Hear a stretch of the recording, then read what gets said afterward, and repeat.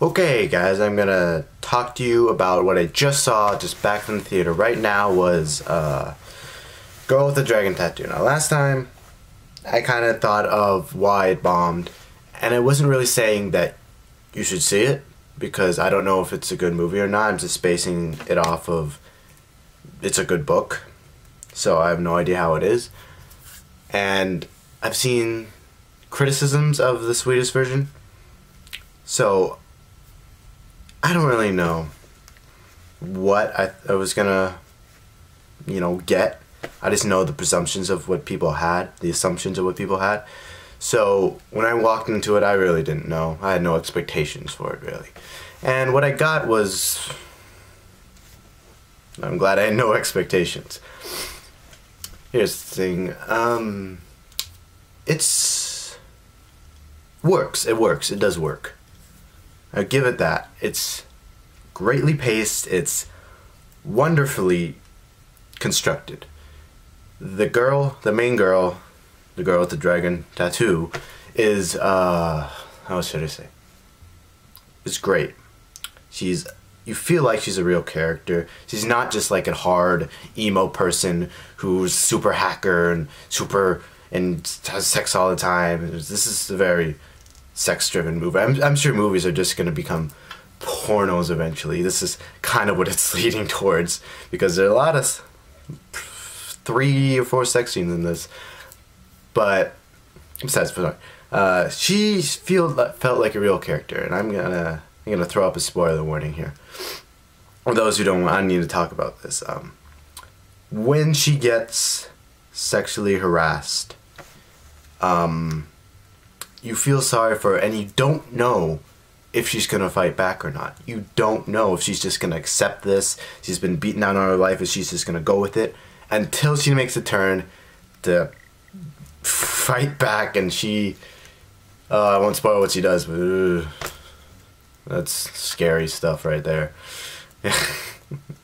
But when she did that, when she was like tying him up and stuff, people were applauding and they were like, "Yeah, get that rapist!" And like, oh gosh, this place goes into some uncomfortable places, and I applaud it for that. And that's what the book did. But other than that, the mystery, the plot, the actual plot. Here's the gist of it. Okay, there's this girl with the dragon tattoo and Daniel Craig, that was his name, yeah, who's the only person who has a British accent. Everyone else has a Swedish accent, which is nice, but weird. But whatever. They got him. He's good. He's just kind of the blank, kind of good journalist, just put all your emotions onto him, kind of blank slate character. But he works with the film. And, what was the next? Okay, yeah, they're on it shows his life and her life counterpoint, and then they come together to solve this mystery of this weird, really creepy Swedish family who are ex-Nazis, and it's all just kind of silly. But it makes it really serious, though. It's like cartoon character villains in Sweden, but taken very seriously and very dark, really, is where it goes with it. It goes to some uncomfortable places. Which is, I applaud it for that, but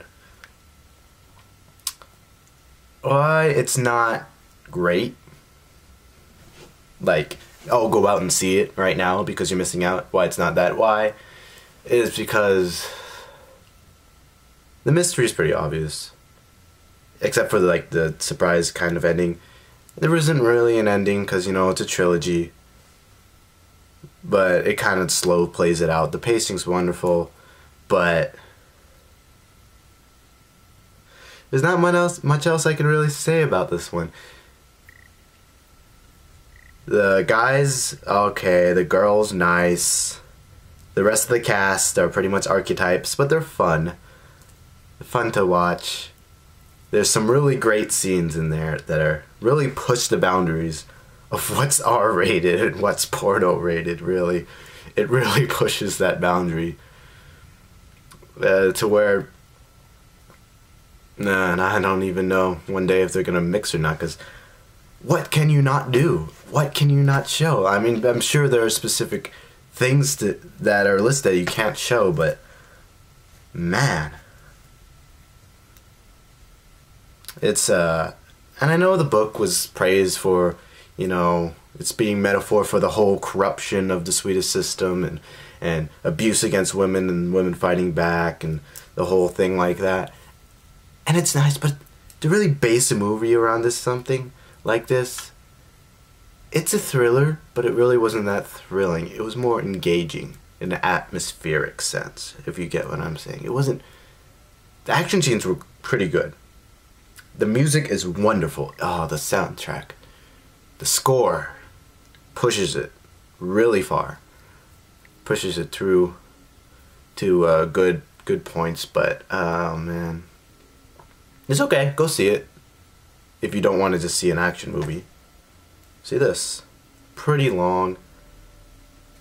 Some scenes might be unnecessary, but the pace is wonderful. The characters are wonderful.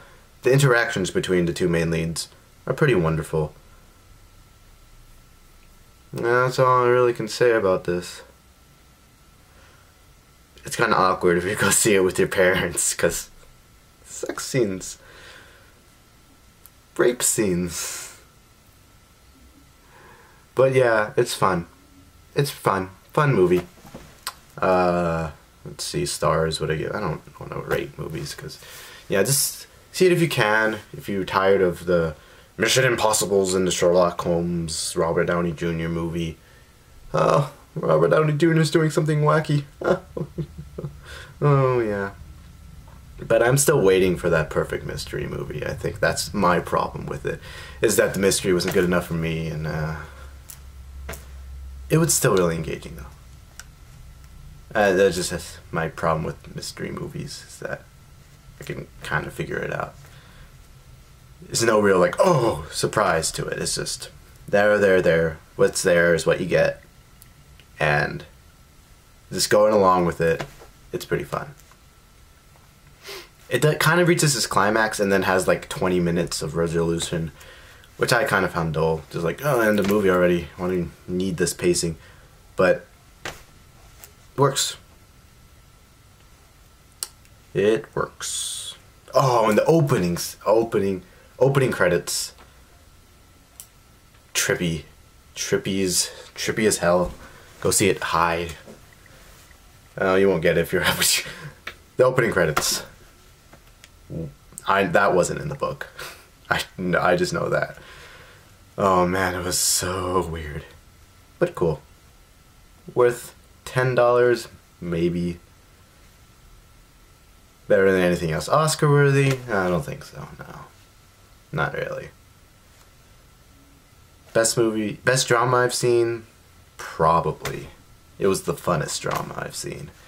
So go see it. If you're dragged to it. It's not a big curmudgeon movie, big thought-provoking, big, idealistic movie. It's just, just what's there is there. Don't see it with your parents. It's so awkward. Alright, see you next time when I do something else. Au revoir.